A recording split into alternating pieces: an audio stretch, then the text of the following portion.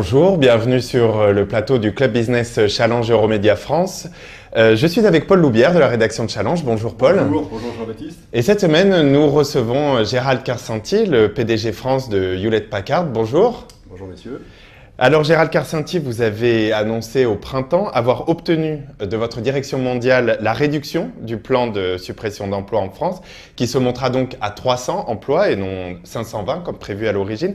Quels ont été vos arguments et, ou dit autrement, quelle est aujourd'hui, dans ce que vous défendez, l'expertise de l'Hexagone dans la galaxie HP ?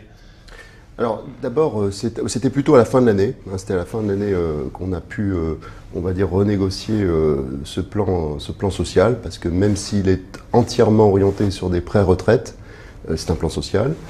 Et il est associé, c'est ce qui est une innovation, à un plan de recrutement de jeunes. Donc l'idée en fait était très simple, c'était de dire si au lieu de faire un plan social traditionnel qui vise à faire partir des salariés dans toutes les tranches d'âge et toutes les compétences, eh bien on va concentrer sur un plan de départ en pré-retraite. On va pouvoir faire un transfert de compétences de ceux qui partent vers ceux qui restent. Toujours de la recherche en France chez HP ? Alors, on a une structure qui s'appelle Centre de compétences et qui est basée essentiellement à Grenoble, à l'île d'Abo, à Sophia Antipolis, et qui effectivement fait, oui, de la recherche, c'est des centres solutions qui travaillent sur la construction de ce que nos clients attendent en termes de valeur ajoutée. Et là, on a des compétences qui sont uniques et qui servent les clients français, européens et voire même mondiaux. Alors, toutes ces suppressions d'emplois, malgré tout, font partie de la grande réorganisation impulsée par Meg Whitman, donc la directrice générale d'HP depuis bientôt 2 ans. Donc, ce qu'on va regarder un peu plus précisément avec Paul.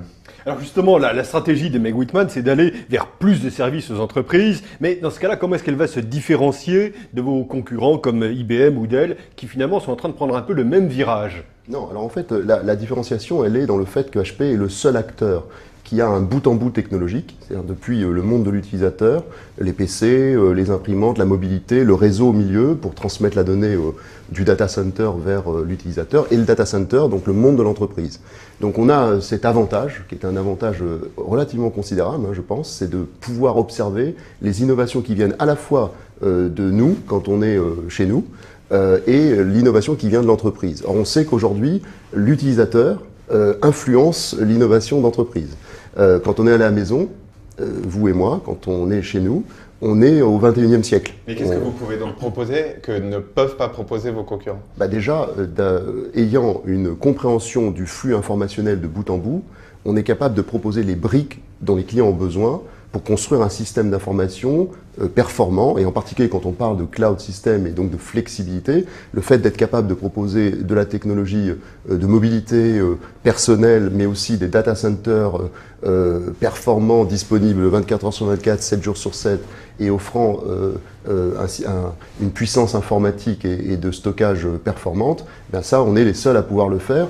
Ce bout en bout est un avantage qui nous donne aussi des obligations, mais c'est un avantage considérable. Justement, quand vous dites que c'est l'innovation technologique, qu'est-ce qui se passe dans les terminaux, dans les PC ? Parce qu'il y a quand même un petit problème, c'est que les ventes de PC sont en chute libre. C'est-à-dire que d'année en année, on va vendre moins de PC. Donc, comment est-ce que vous allez vous en sortir ? Comment est-ce que vous allez vous dégager petit à petit du PC ? Comment est-ce que vous allez rééquilibrer cette activité ?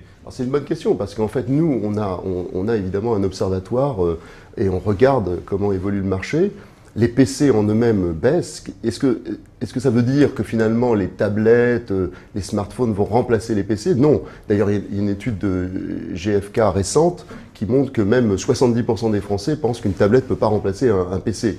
Donc nous, on pense que les tablettes et finalement tous les objets numériques sont des compléments aux PC que nous connaissons, les PC fixes d'un côté quand on en a besoin, les PC des portables dont on a besoin également, parce que taper un texte par exemple, moi qui tape beaucoup de textes comme vous, c'est plus compliqué. Et quand les tablettes, on peut les transformer, on peut mettre un clavier, on peut mettre un ensemble de dispositifs, mais dans ce cas-là... cette baisse des PC aura une fin.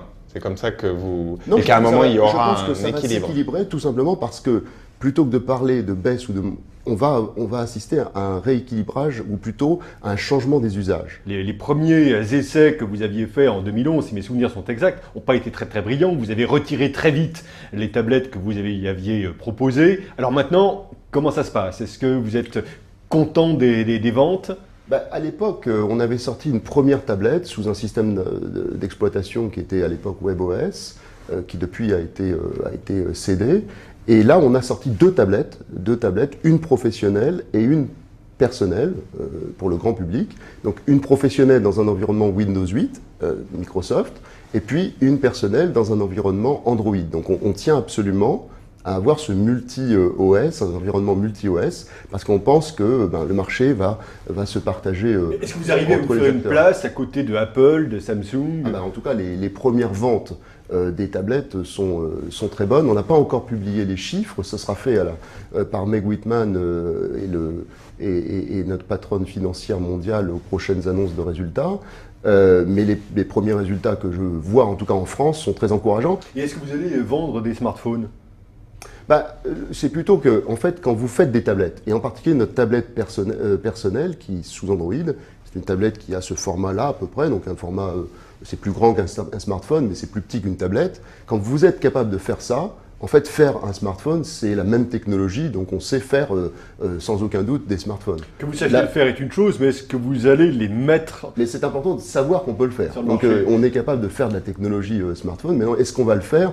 Pour l'instant, Meg Whitman n'a pas, le board n'a pas encore tranché si vous voulez revenir dans ce marché ou pas. La question est en cours d'étude, c'est ça que vous dites. Voilà. Une autre grande partie de l'activité de HP, c'est tout ce qui est l'impression. Et là encore, il y a un petit problème, c'est qu'avec la multiplication des objets numériques, est-ce que finalement on ne va pas vers aussi une relative baisse du marché de l'impression? Et comment est-ce que vous allez gérer aussi cette transition?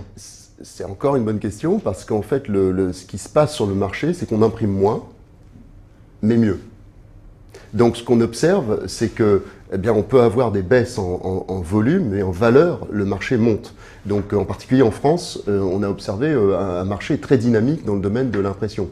Donc puis en plus, on fait preuve de beaucoup d'innovation, puisqu'on a annoncé cette fameuse fonctionnalité e-print qui permet, à partir d'une tablette, d'envoyer des photos à la grand-mère ou au grand-père à l'autre bout de la France directement sur l'imprimante. Donc vous envoyez la photo de votre tablette directement sur l'imprimante sans passer par un ordinateur.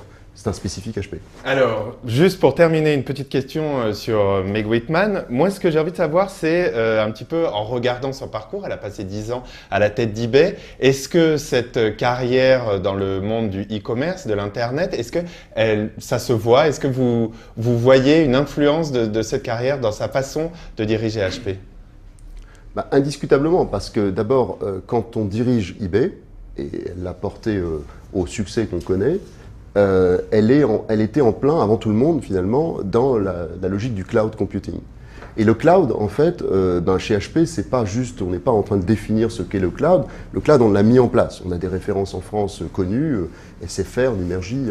Et Meg est arrivée avec cette vision que, du fait de notre savoir-faire technologique, on pouvait transformer l'environnement de nos clients, les rendre extrêmement flexibles, dynamiques, adaptés au business de nos clients. Parce qu'en fait, l'informatique, au fond, c'est juste de mettre à disposition des décideurs la bonne information au bon moment pour qu'ils prennent la bonne décision. Il faut des systèmes extrêmement dynamiques. Je pense que son regard, qui est un peu différent des autres, qui est un regard finalement d'une entrepreneuse qui a créé, qui a beaucoup de créativité au fond, oui, nous a apporté une bouffée d'oxygène depuis qu'elle est là, et ça se voit d'ailleurs. Les commentaires sont assez élogieux.